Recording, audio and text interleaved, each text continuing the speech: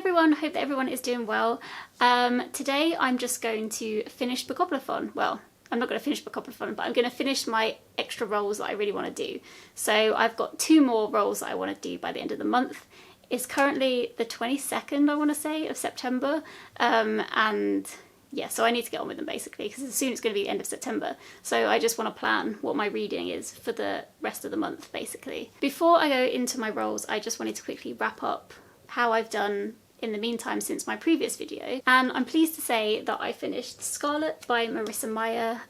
This is book 2 in the Lunar Chronicles. So the first one was Cinder, which isn't here. This is a kind of like a fantasy sci-fi series, but they're loosely based on fairy tales. So Cinder is Cinderella and Scarlet is Red Riding Hood. And yeah, I would say that part of the story is really clever. And the way that Marissa Meyer kind of comes up with ways to include the old-fashioned story within the new story is really good. And they're just like snippets here and there where you're piecing it together and you're realising who characters are representing and stuff. And yeah, it's really good. Both books in the series so far have been super fast paced. I think I preferred this one. I really enjoyed reading about Scarlet a lot. Before I read the Lunar Chronicles, I wasn't totally sure if they were separate stories kind of loosely based together but mainly based on the fairy tales, or if they were more joined together, and it turns out that they are more joined together. So there's one massive storyline going on, and I really enjoyed the way this storyline linked in with the first storyline. I enjoyed the fact that you carried on getting perspectives from the first book as well as perspectives from this book as well, so it wasn't like you were completely focused on Scarlet, the new character, and kind of forgetting about the old characters. It was all kind of there.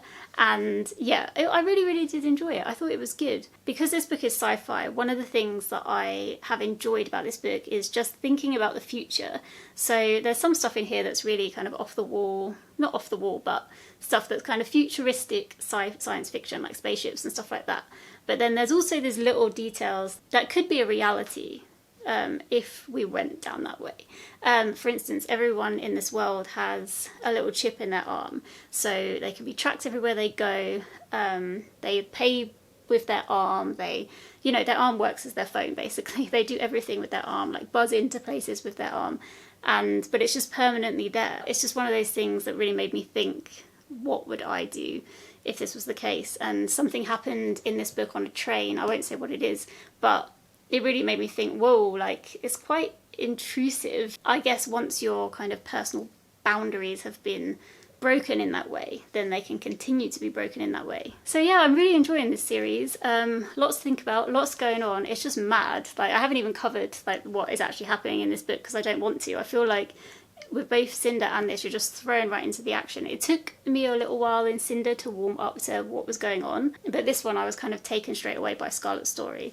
And yeah, really enjoying it, and I would recommend this series. I think it's good. So yeah, this was the 3rd book I read for Bookoplathon, and that was for the prompt, read a book about fairy tales. It was like myths, lore, legends, fairy tales, and so that fit into that quite nicely, which was good. And so the roles I did in my last video, I landed next on spooky. Didn't want to read a spooky book, so I rolled again, but the punishment for that meant that then I had to pick 2 books for the next prompt.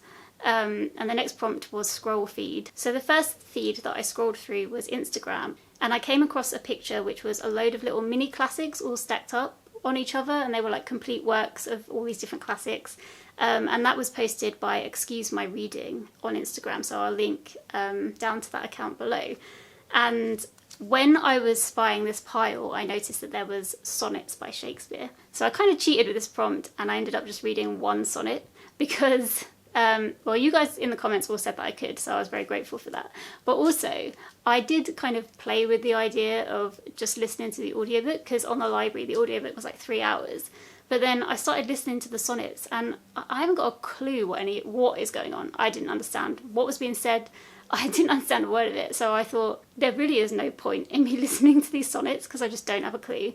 So what I did instead was I read the first sonnet, and then I watched like a whole bunch of like short videos just kind of dissecting what that sonnet meant and what Shakespeare was actually trying to say.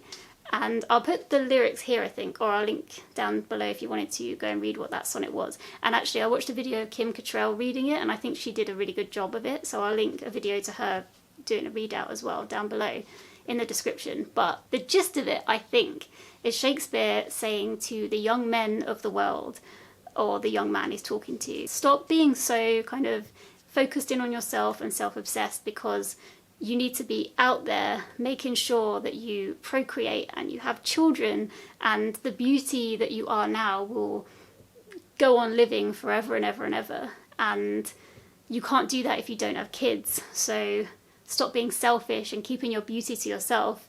You have to go and have children.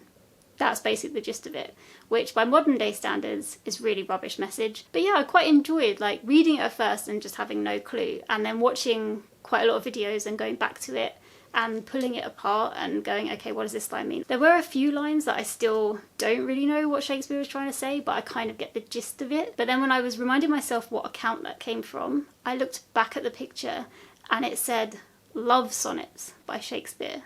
That's what it was.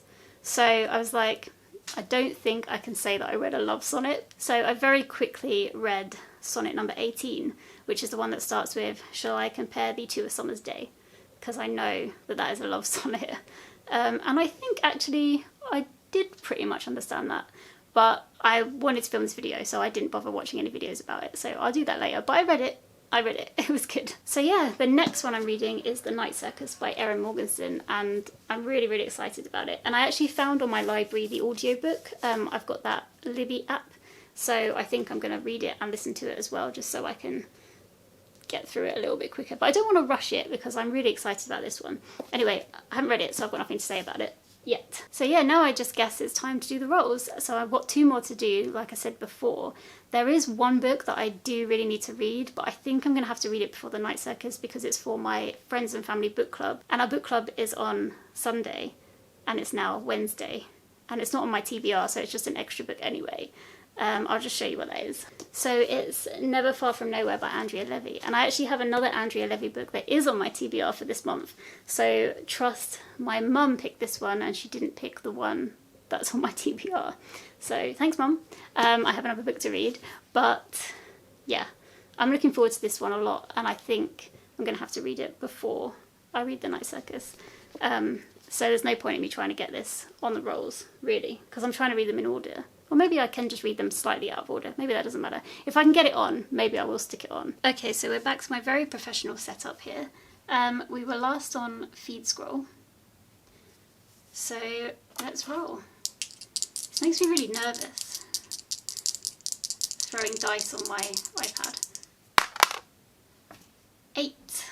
Okay, so we've got 1, 2, 3, 4, 5, 6, 7, 8. What does that say? Most recent purchase. I literally have no clue what that is. Okay, so let's do roll number 4 and hope for no doubles. 7. And we've got 1, 2, 3, 4, 5, 6, 7. Ooh, okay, this is Buzzword for girl, boy, son, blah, blah, blah, blah, blah, daughter, king, queen. So just names, I think, is what it is, or titles. Interesting. Okay, so the first roll that I got was most recent purchase, which I'm going to be completely honest. The book that I've bought most recently, well, there are 3 books. I bought the last trilogy in the Realm of the Elderlings, ready for when I read them. I'm not reading those because it's all out of order, and I don't want to read the next book in the Realm of the Elderlings because I'm reading it next week. So I'm going to have to, again, bend the rules a little bit here. But I had to think about it, and I think the book that I bought most recently at the end of August was one that was on my TBR Trail TBR. And I used a credit for it on Audible, but I got Trevor Noah Born a Crime, and I have been listening to it throughout this month and really, really liking it. So that is a very recent purchase, and I'm going to carry on reading that. It's really good. Then the second roll got me the Buzzword for like girl, daughter, etc, etc, and I'm not gonna lie, I just can't think of anything at the moment. Okay, wait 1 second. Hi, this is Editing Kim. Just quickly jumping on to say I'm a complete idiot because one of the books I'm reading this month is for the X Book Club run by myself and Hannah from Hannah's blog. And we're reading about pirates for the next 3 months. And our first book is Why We Love Pirates by Rebecca Simon, Dr. Rebecca Simon. And in the tagline of this book, it says, "The Hunt for Captain Kidd and How He Changed Piracy Forever." So I can totally read that for the Buzzword. I'm not going to lie, yesterday when I was filming the video, I did completely forget about this, and then I went on and I rolled again, and I went through the whole rigmarole of working out what I was going to read, and then I went back in the living room and I saw this book sitting on the side, and I was like, you idiot. So my last 3 books that I'm going to read for Bookoplathon are The Night Circus, Trevor Noah's book, and this one, Why We Love Pirates. So yeah, and I think it's kind of gone a little bit out of the window. I'll try and finish them in order of the roles, but I'm going to read them all together. Yeah, and I'm really liking this book actually, I just wanted to say. So if you're interested in joining us, I'll link the announcement video for the Pirates round down in the description if you were interested. But I feel like because I know nothing about real life pirates, this is actually written, it's like written in a very kind of cool, casual way, and it seems like a very like good general overview. So it doesn't go into too much depth about any one thing at the moment. It's just a general overview of just generally about who was around at the time and stuff like that. I'll probably do like a little wrap up of the rest of the books in the video that I'm going to do when I talk about how I did for TBR Trail as well. Which might not be quite as successful as Bookoplathon has gone, because I think Bookoplathon's been fairly successful. Actually, it was last year as well, so I truly believe that Bookoplathon as a TBR game is just a way better game than TBR Trail. For some reason, I'm just much more productive at reading books from that TBR than my own TBR. Don't want to do my own TBR game down, but Becca was the original. She was the original queen of TBR games, her and Cody. So yeah, she obviously had the right idea. Anyway, I'm just absolutely babbling, and I'm going to have to go and cut this into the end of the video now. So let me know how you guys are doing with Bookoplathon. If you're joining in as well, I'd love to know. And hopefully I will speak to you in the comments. Take care, everyone. Goodbye.